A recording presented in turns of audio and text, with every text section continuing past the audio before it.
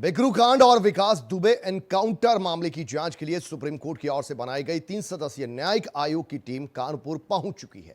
Team ने मामले की जांच पड़ताल अपनी ओर से शुरू कर दी है। सबसे पहले टीम सचेंडी में उस जगह गई जहां गाड़ी पलटने के बाद विकास दुबे ने भागने की कोशिश की थी और इस दौरान यूपी एसटीएफ ने उसे मार गिराया था। तो एक तरफ एसआईटी जो टीम है वो जांच कर रही है इस पूरे मामले को लेकर। बिकरू कांड किस तरीके से हुआ, किसकी मशगूलियत उसमें थी, किसकी थी, इन सभी मामलों की जांच कर रही है। आगे बढ़ेंगे। यूपी में 30 से ज्यादा ऐसे जिले हैं जो बाढ़ को लेकर बेहद संवेदनशील वो कहे जा सकते हैं, जिसमें बस्ती जिला भी शामिल है, जहां हर साल सरयू का कहर देखने को मिलता है और जमकर खटान होता है, जिसे बचाने के लिए तटबंध बनाए जाने का काम शुरू किया गया था, लेकिन अधिकारियों की लापरवाही की वजह से तटबंध का निर्माण नहीं हो पाया। और अब आलम यह है कि कई गांवों के ग्रामीणों को कटान का डर लगातार सताए जा रहा है।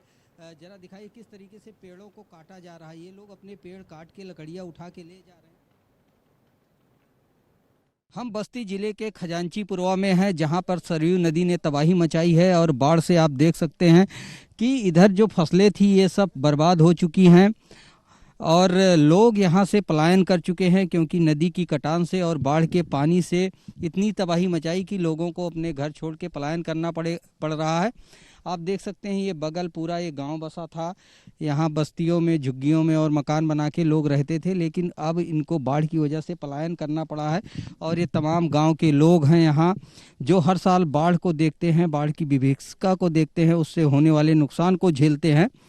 इनका यही कहना है कि लगातार हर साल बाढ़ आती है, लेकिन जो काम होना चाहिए सही तरीके से वो नहीं हो पाता है, जिससे उनकी फसलें बर्बाद हो जाती हैं। ये सामने का नज़ारा है जहां पर फसलें ही फसलें थीं। किसानों ने अपनी गाड़ी कमाई इन फसलों में लगाई थी, लेकिन बाढ़ के पानी ने सब कुछ निगल लिया, सब कुछ बर्बाद कर दिया।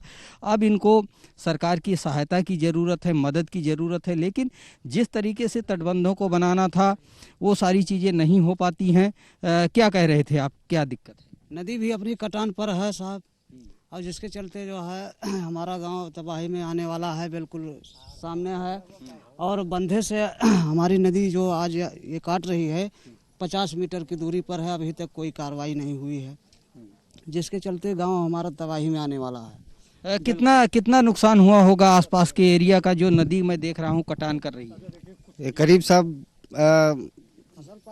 बहुत नुकसान हो गया। धान वान इधर सब था, बहुत ज्यादा धान था और करीब 50 बीघा से ज्यादा अभी 2-3 दिन के अंदर कट गया है सब। 4-5 गांव शेरवा घाट में चैनल बनाया गया था। मंशा ये थी कि नदी का पानी सीधे निकाल दिया जाएगा उस पार से, लेकिन गांव वालों का कहना है चैनल का काम पूरा नहीं हुआ, अधूरा रहा, जिससे पानी सीधे खलवा और इस गांव के पास आया। बहुत ज्यादा कटान हुई, सैकड़ों बीघे जमीनें बर्बाद हुई, कटान में चली गई, पेड़ गिर गए हैं, लोगों को पलायन का सामना करना पड़ रहा है। सभी गांव वाले दुखी हैं, आक्रोशित हैं किसी न किसी बात को लेकर के कि जो परियोजनाएं बनती हैं उसका लाभ इनको नहीं मिलता है। अधिकारी आते हैं, काम करते हैं, चले जाते हैं, लेकिन इनको हमेशा पलायन करना पड़ता है, इनकी फसलें बर्बाद होती हैं। अब देखने वाली बात होती है कि सरकार इस पे क्या कार्रवाई करती है और किस तरीके से परियोजनाओं को बनवाती है, जिससे लोगों को धरातल पर लाभ मिलता हुआ दिख सके। उत्तर प्रदेश में सरयू नदी अपना कहर बरपाती है, जिसको लेकर कई जिलों में बाढ़ आती है। हम बस्ती जिले के खलवा गांव के तटबंध पर हैं। आप यहां देख सकते हैं कि तटबंध को सुरक्षित करने के लिए ड्रेजिंग की व्यवस्था की गई थी और ये मशीन लगाई गई थी, और बताया जा रहा है कि कई मशीनें और लगाई गई थी, लेकिन चैनल जो बनाना था उसको सही तरीके से नहीं बनाया गया, ड्रेजिंग नहीं हो सकी। यहाँ के लोगों का आरोप है कि इसका डीजल तो बेच लिया गया, लेकिन काम नहीं हुआ। जैसे ही नदी में थोड़ा पानी तटबंध की तरफ बढ़ा, जो चैनल बनाया गया था उसमें बालू आ गई और वो काम नहीं कर सका, जिसका नतीजा हुआ कि जब पानी ज़्यादा बढ़ा तो तटबंध के एरिया में कटान करने लगा। आप सामने देख सकते हैं कि तटबंध है, इसको काफ़ी नुकसान हुआ है और आगे फ्लड फाइटिंग का काम चल रहा तटबंध को बचाने के लिए इस पर पे बोल्डर और बोरियां लगाई जा रही हैं। दूर दूर तक का नज़ारा है। आप देख सकते हैं कि सरयू नदी तटबंध के एकदम किनारे से बह रही है। यहाँ पे धारा काफ़ी गहरी है। लोगों में इसको लेकर दहशत है कि ये तटबंध कभी भी कट सकता है और उनकी जान जोखिम में फंस सकती है। इसको लेकर के यहाँ पर देख सकते हैं कि बड़ी संख्या में लोग यहाँ तटबंधों पर आते हैं। गांव के लोग हैं, महिलाएं हैं, बच्चे हैं, सब लोग तटबंध की तरफ रुख करते हैं क्योंकि वो मानते हैं कि तटबंध असुरक्षित है। इसके पीछे ग्रामीणों का आरोप यह भी है कि जिस तरीके से काम कराया जाना था वो नहीं हुआ। सबसे ज़्यादा आपत्ति इनको जो चैनल बनाना था तटबंध के किनारे पर, जो नाला बनाना था उसको सही तरीके से नहीं बनाया गया, जिसका नतीजा है कि नदी एकदम तटबंध के किनारे पर पहुंच चुकी है और कटान कर रही है। इसको लेकर लोगों में दहशत साफ तौर पर देखा जा सकता है। कार्यदायी संस्थाओं ने किस कदर यहाँ पर गोलमाल किया, इसका सबूत यहाँ पर दिखाई पड़ रहा है। कैमरामैन अमीश के साथ नरेंद्र यादव, R9 TV, बस्ती। आगे बढ़ते हैं। एटा जिलाधिकारी सुखलाल भारती ने घोटाले के मामले में 4 साल बाद बड़ी कार्रवाई की है।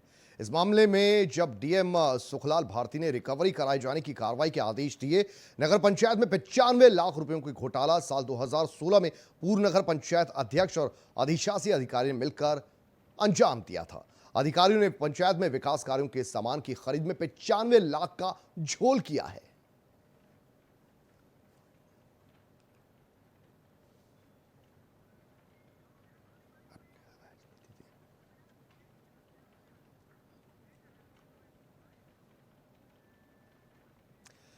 आगे बढ़ते हैं। गाजीपुर के भरवलिया गांव के पास बीती रात गांव के बाहर पुलिया पर बैठे छात्र की बाइक सवार 3 बदमाशों ने घेर कर ताबड़तोड़ चाकू से वार कर हत्या कर दी। वहीं आसपास मौजूद लोग युवक की चीख पुकार सुनकर मौके पर पहुंचे और 2 हमलावरों को दौड़ाकर पकड़ लिया, जबकि तीसरा हमलावर मौके से भागने में सफल रहा।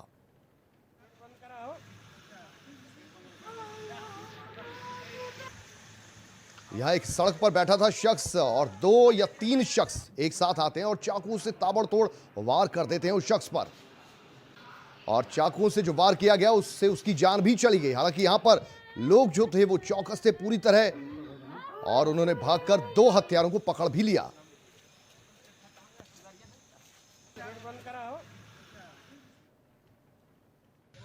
हत्या तो 3 जना उनके छुरा मारले बने, 10 टी छुरा मार देले बने जा और मार के सुधा देले बने जा। एक बाद हमनी को गइल बनी जा, मारे गांव भर सबे गइल बाटे। एक बाद लेके आइल बन जा गांव में, पता ना का भइल बा। कोनो पहले से कोनो एकर चर्चा ना लगी का हम कोनो मैटर को पता नहीं कि हमनी के। जनपद गाजीपुर में दिलदार नगर थाना अंतर्गत एक भरौलिया गांव है, जहां एक युवक सुरेंद्र यादव अपने गांव में पुलिया पे बैठा हुआ था। 2 लड़के मोटरसाइकिल से आए और उस पर चाकुओं से प्रहार किया। इस दौरान चाकुओं से काफ़ी उसको मार के घायल कर दिया। इस दौरान गांव वालों ने, क्योंकि जहां पे लड़का था, जहां पे घटना घटी हुई थी, वो गांव से एकदम लगी हुई थी, गांव वाले इकट्ठा हो गए और गांव वालों ने दौड़ा करके जिन 2 अभियुक्तों ने इसको चाकू से मारा था उनको मारा पीटा, पकड़ लिया और पुलिस को सूचना दी। उधर बदायूं के बिलसी में यूरिया खाद को लेकर किसान खासे परेशान हैं। गांव के किसान खाद के लिए दर बदर भटक रहे हैं। किसानों का आरोप है कि प्रशासन की लापरवाही के चलते किसानों को खाद की किल्लत से गुजरना पड़ रहा है।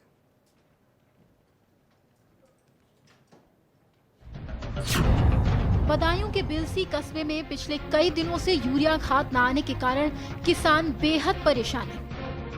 फसलों के लिए किसान यूरिया खाद की मांग कर रहे हैं, लेकिन बिलसी में यूरिया खाद नहीं आ रहा, जिसकी वजह से किसानों को इधर उधर भटकना पड़ रहा है। किसानों का आरोप है कि यहां प्रशासनिक अधिकारियों के चलते बिलसी में यूरिया खाद नहीं आ पा रहा है। अगर प्रशासनिक अधिकारी चाहें तो बिलसी में यूरिया खाद आएगा और मिलेगा भी, लेकिन प्रशासनिक अधिकारी आंखें मूंदे बैठे हुए हैं। खाद को ताए हो गए 8 दिन घूमा, अभी तो बिलसी में खाती नहीं आ रही। वोट लगा दे, है ही ना यूरिया, है ही ना यूरिया। कौन जिम्मेदार है? SDM जिम्मेदार है, तहसीलदार है। यूरिया ना मिल रही साहब, हमें 10-15 दिन हो गए घूमत हुए। कहाँ कहाँ तलाश किया आपने? यूँ करी, बिलसी में करी, बरौलिया करी। कितने दिन से तलाश कर रहे हैं? हो गए 15 दिन हो गए वहाँ बरोटिया मिलियो ही तो क्या कहते हैं महापानी ठाड़े रहे लाइन में तय खत्म हो गई।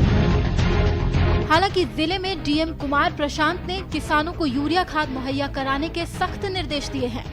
बावजूद इसके बिलसी में प्रशासनिक अधिकारियों की उदासीनता के चलते किसानों को यूरिया खाद नहीं मिल पा रहा है, जिससे किसान बेहद परेशान हैं। वहीं प्रदेश की योगी सरकार किसानों को यूरिया खाद मुहैया कराने के बड़े बड़े दावे कर रही है, लेकिन प्रशासनिक अधिकारियों के आगे सभी दावे हवाई साबित हो रहे हैं। वहीं इस मामले पर एसडीएम ने बताया कि पर्याप्त मात्रा में खाद है और जितनी खाद तहसील को मिलनी चाहिए वो मिल रही है। इस बारे में मुझे ये कहना है कि बिलसी में यूरिया की पर्याप्त व्यवस्था है और कंटिन्यूटी में जितने भी रैक आ रहे हैं उसमें पूरे ज़िले में बिलसी को भी मिल रही है खाद। आज भी रैक आई हुई है और कई जगह रैक उतरेगी।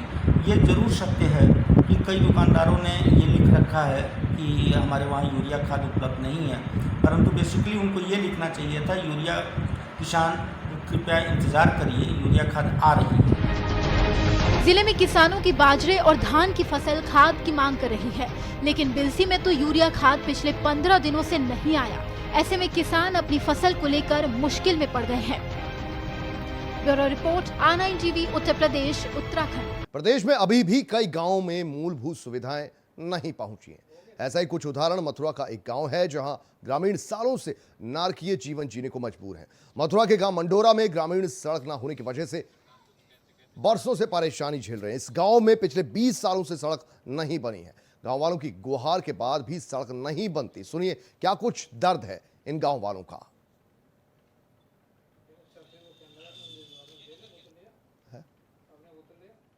हमारे करीब 20-25 साल हो गए इस खंजरे को लगे हुए, और जब से कई प्रधान हो चुके हैं, मगर जब प्रधानों के पास जाते हैं तो कोई सूचना नहीं होती है। कहते हैं बन जाएगा 10-15 दिन की डेट रख देते हैं। क्या नाम है प्रधान का? प्रधान का नाम है जी उस्मान। अच्छा, प्रधान जी के अलावा और किसी के पास गए हो आप?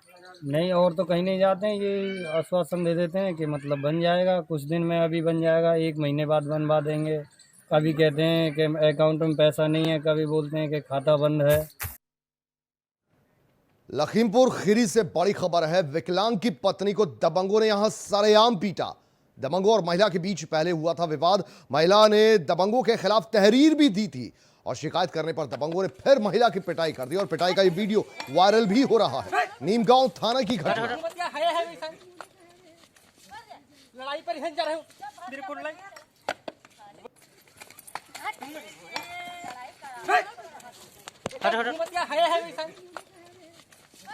लड़ाई पर जा रहे हो बिल्कुल नहीं।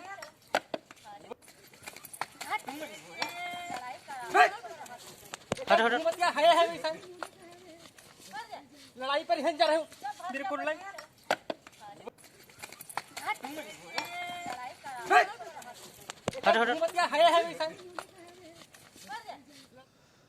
खबर हरदोई से है। पुलिस कस्टडी में युवक ने रेता अपना गला जिया और इसके बाद पुलिस विभाग में हड़कंप मच गया। आनंद फानंद में जिला अस्पताल में भर्ती किया गया युवक, लेकिन गंभीर हालत को देखते हुए उसे लखनऊ रेफर करना पड़ा।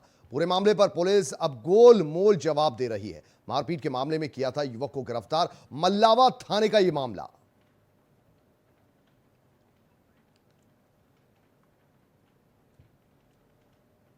डायल 112 को सूचना मिली कि मल्लनपुरवा गांव में मारपीट हो रही 2 पक्षों में।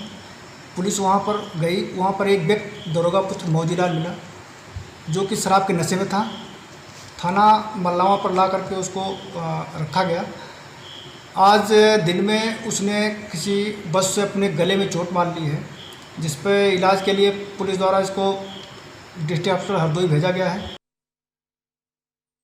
ललितपुर से भी बड़ी खबर आ रही है। आरोपी युवक ने जेल के गेट के बाहर जहर खाया और इसके बाद पुलिसकर्मियों में यहां भी हड़कंप मचा। आनंद फानंद में अस्पताल में भर्ती किया गया। नाबालिग के साथ रेप का आरोपी है युवक।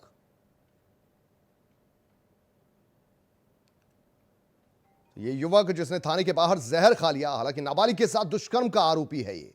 औरैया में 5 दिन पहले लापता हुए बीमा अधिकारी मनोज दुबे का शव मिला है। शव रेलवे ट्रैक पर पड़ा मिला। पुलिस जांच में जुटी है। आपको बता दें कि मृतक की बाइक भी पास में ही मिली है। हत्या करके शव को फेंकने की आशंका दरअसल यहां जताई जा रही है। मृतक अभिकर्ता दिबियापुर के कैलाश बाग का रहने वाला था।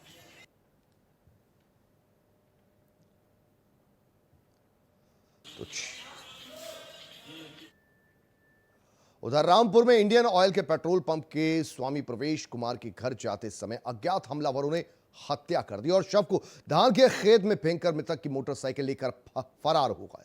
परिजनों का आरोप है कि लूट के बाद ही दरअसल इस पूरे हत्याकांड को अंजाम दिया गया। वहीं पुलिस ने मृतक के पास से घटनास्थल से 17,000 रुपए जेब से बरामद भी किए हैं।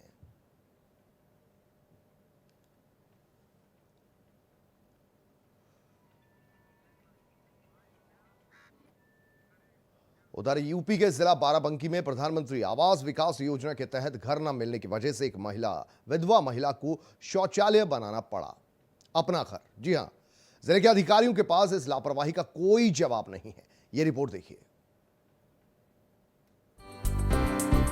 यूपी के जिला बाराबंकी में एक गरीब विधवा को प्रशासन की लापरवाही से आवास नहीं मिल पाया है। प्रधानमंत्री की महत्वाकांक्षी योजना के तहत महिला को शौचालय ही मिल पाया, लेकिन मजबूरी में महिला ने शौचालय को ही अपना आशियाना बना लिया। महिला को प्रधानमंत्री आवास योजना के तहत आवास क्यों नहीं मिल सका, इसका जवाब जिला अधिकारी के पास भी नहीं है। बाराबंकी के विकासखंड त्रिवेदीगंज इलाके के गांव मनोधरपुर की रहने वाली गरीब विधवा रामप्यारी कभी त्रिपाल तो कभी खुले आसमान के नीचे गुजर बसर कर रही है। मगर बरसात का सीजन शुरू होते ही उन्होंने शौचालय को अपना आशियाना बना लिया। जनपद में अब तक कुल 22,000 से अधिक आवास दिए जा चुके हैं। इनमें से कई नाम ऐसे हैं जो अपात्र होते हुए भी ग्राम प्रधान और ग्राम सचिव की कृपा के चलते आवास प्राप्त कर चुके हैं। जिले में इतने आवास दिए जाने के बावजूद रामप्यारी को आवास नहीं मिल पाया। रामप्यारी और हम घर सारा में खाना पानी सब कुछ भरे हैं और वही गुजर बसर करते तिरपाल ताने हैं और 10 साल ते हम यही तना झेल रहे हैं और दोनों को हम सुनवाई नहीं। प्रधानों ते अगले प्रधान ते कहा उन्होंने नहीं सुनी, ये प्रधान ते कहा इन्होंने नहीं सुनी, सब ते कहा मुद्दे हमारा कहो सुनवाई अधिकारी नहीं के हैं। रामप्यारी बताती हैं कि उनका कच्चा मकान 10 साल पहले गिर गया था और आर्थिक तंगी की वजह से वो घर का पुनर्निर्माण नहीं करा पाए। फिर उन्होंने प्रधानमंत्री आवास योजना के तहत घर के लिए संपर्क किया। उन्हें आश्वासन तो दिया गया, लेकिन घर फिर भी नहीं मिल पाया। मामला इनका नाम जो है सिख सूची में नहीं था, प्रयास करके दूसरी सूची में डलवाया गया है। अब जब सूची में नंबर आएगा पैसा तब तो मिलेगा, क्योंकि अभी सूची मुख्यमंत्री आवास के हैं या आवास प्लस सूची अभी लागू नहीं हुई।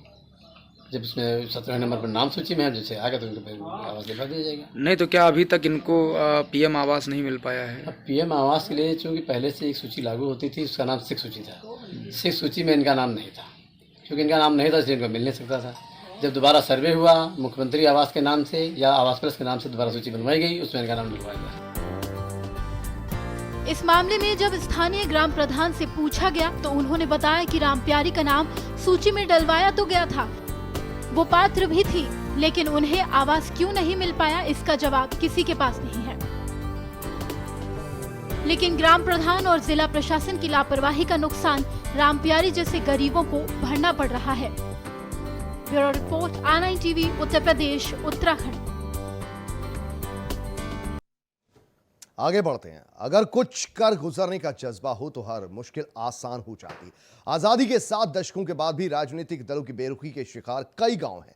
ऐसा ही अल्मोड़ा जिले के तहसील रानीखेत का गांव बदिया सिल्टाना पस्तोड़ा है, जहां तक सरकारों की सड़क नहीं पहुंच पाई। यहां के ग्रामीणों का दर्द किसी ने नहीं समझा, लेकिन जब देश और दुनिया कोरोना से जूझ रही है तब यहां के लोग सड़क बनाने के लिए श्रमदान कर रहे थे और नतीजा ये रहा कि गांव वालों ने खुद ही कई किलोमीटर की सहाड़ पहाड़ खोदकर बना ही डाली।